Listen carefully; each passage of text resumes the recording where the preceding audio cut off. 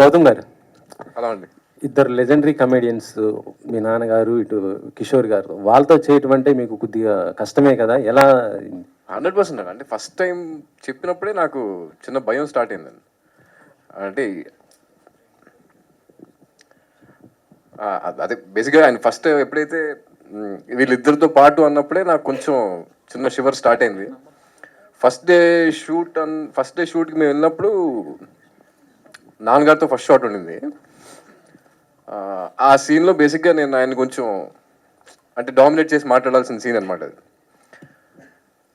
చాలా భయపడుతున్నా. అంటే ఇప్పుడు నేను ఆయన్ని ఎదురుగా ఫేస్ చేసి ఇంట్లో పర్సనల్గా ఉన్నప్పుడు మా ఇద్దరి ఆ టైమింగ్ అది వేరే ఉంటుంది, మేము మాట్లాడుకుంటాం నవ్వుకుంటాం అంతే వేరే.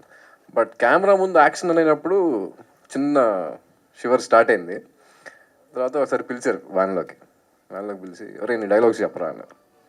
చెప్పా, సరిపోట్ల, వాల్యూమ్ పెంచు అన్నారు. చెప్పా, సరిపోట్ల, ఇంకా ఇంకా లౌడ్ అన్నారు. ఇప్పుడు వ్యాన్లో ఎవరైనా ఉన్నారా, నేను నువ్వే కదా ఉంది, చెప్పు అన్నారు. మొత్తం ఒక్కసారి ఓపెన్ అప్ అయితే మొత్తం డైలాగ్ ఏదైతే ఒక వన్ గుడ్ డైలాగ్ ఉందో ఓపెన్ అప్ అయిపోయి చెప్పిన తర్వాత దట్ మూమెంట్ ఐ థింక్ అక్కడ బ్రేక్ అయిపోయిందండి. ఇంక అక్కడి నుంచి నాకు ఈజీ అయింది. అండ్ కిషోర్ గారితో నాకు అసలు అంటే ఆయన ఉన్నారంటే నాకు అది ద మోస్ట్ కంఫర్టబుల్ పర్సన్. అంటే నాకు మా ఇద్దరికున్న ర్యాప్ అలాంటిది. ఆయన సీన్ అలా చెప్తారు, ఆయన ఇంప్రవైజ్ చేసినప్పుడు మనకు తెలీదు ఆయన ఈ డైలాగ్ చెప్తారని కూడా నాకు ఐడియా రాదు. అవి ఎన్ని టేక్స్ అంటే కనీసం ఒక 10-15 టేక్స్ మినిమం పట్టేది. నేను మళ్ళీ కరెక్ట్గా షార్ట్ తీసుకురావడానికి నవ్వుతూనే ఉండేవాడిని కిషోర్ గారితో. So definitely it was a challenging role అండి ఇది, ఇద్దరిని అలా పక్కన పెట్టుకుని. బట్ ఒక విషయం ఏంటంటే అండి, ఎన్ని సినిమాలు చేసినా మళ్ళీ రేపు వచ్చి కొత్త సినిమాలో కమిట్ అవుతున్నామంటే ఆ భయం, ఆ పెరుకు అది ఉంటేనే ఆర్టిస్ట్ సక్సెస్. లేదు మనకు బోల్డంత. ఇప్పటి వరకు చిరంజీవి గారితో నేను ఎన్నో సినిమాలు యాక్ట్ చేశాను. రేపు చిరంజీవి గారితో కొత్త సినిమాలో ఫస్ట్ షాట్ అనగానే తెలియకుండానే ఒక చిన్న బెరుకు స్టార్ట్ అవుద్ది. ఆ షాట్ అయిపోయి తర్వాత బాగుందని అందరూ రిలీఫ్గా ఉంటే వచ్చేది వేరు. బట్ అది దాన్ని బెరుకు అనటం కంటే మనల్ని మన సెల్ఫ్ సపోర్ట్, అది that helps us a lot.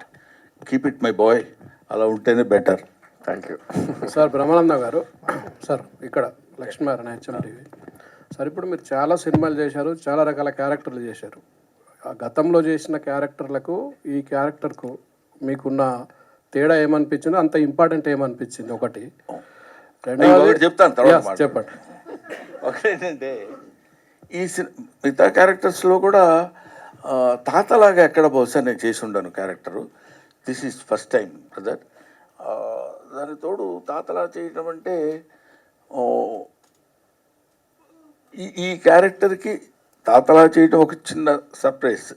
కొంచెం టెన్షన్గానే అనిపించింది ఎలా చేయాలనేది. న్యాచురల్గా చేయడం, తాతలు ఎలా చేస్తారో అలా చేస్తే సరిపోదు కదా అనుకునేవాడిని. తర్వాత కొడుకు మనవడయ్యాడు ఇక్కడ. అక్కడ కొంచెం జాగ్రత్తగా చూస్తూ కొంచెం కేర్ తీసుకొని చేయాల్సిన అవసరం వచ్చింది. బట్ నంబర్ ఆఫ్ క్యారెక్టర్స్ చేసిన ఏ క్యారెక్టర్ మనం చెప్పడానికి ముందు ఒక దాన్ని ఏమంటారు, ఆ బిగినింగ్. ఇప్పుడు ఎన్ని కిలోమీటర్లు నడవాలన్నా మొదట ఒక అడుగు వేయాలి కదా. ఆ మొట్టమొదటి అడుగులోనే కొంచెం కేర్ ఉంటుంది. ఆ తర్వాత దిస్ ఈజ్ డెఫినెట్గా. ఇంకా నేను చెప్పడానికి, నేను గబుక్కని మీరు అడిగితే పుస్తకం జారుతానేమోనని భయంగా ఉంది.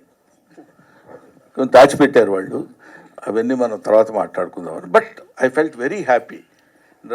తాత అనే క్యారెక్టర్ నేను చేయటం కూడా, వీళ్ళు వచ్చి సరదాగా తాత తాత అని మాట్లాడుతున్నప్పుడు కూడా, తాత అనే పదం చాలా అద్భుతమైన పదం అండి. చాలామంది ఏదో తాత అనిపించుకోవడానికి సిగ్గుపడటానికో లేకపోతే బాధపడటానికో ట్రై చేస్తారు, కానీ తాత it's a greatest fullness of the man.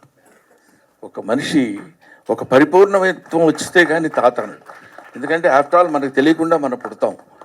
మనం పుట్టిన తర్వాత మనకి పిల్లలు పుడతారు. మనకి పిల్లలు పుట్టిన తర్వాత మనం మన పిల్లల్ని ఎలా చూసామో, మన పిల్లలు వాళ్ళ పిల్లల్ని ఎలా చూసినప్పుడు థర్డ్ జనరేషన్ వాడు మన దగ్గరకు వచ్చేసి నీకేం తెలియదు తాత, చెప్తే వినవేంటి నువ్వు అని మనవడు అంటున్నప్పుడు మన యాక్సెప్టెన్స్ అందంగా ఉంటుంది అక్కడ. వాడు తాత అని పిలిచి, మా మనవడు ఉన్నాడు, నీకు తెలీదు, నువ్వు బొమ్మలు వేస్తావు కానీ ఇలా కాదు, ఇప్పుడు లేటెస్ట్గా వచ్చింది తెలుసా ఇది అని వాడేదో 4 గీతలు గీసి చూపిస్తాడు.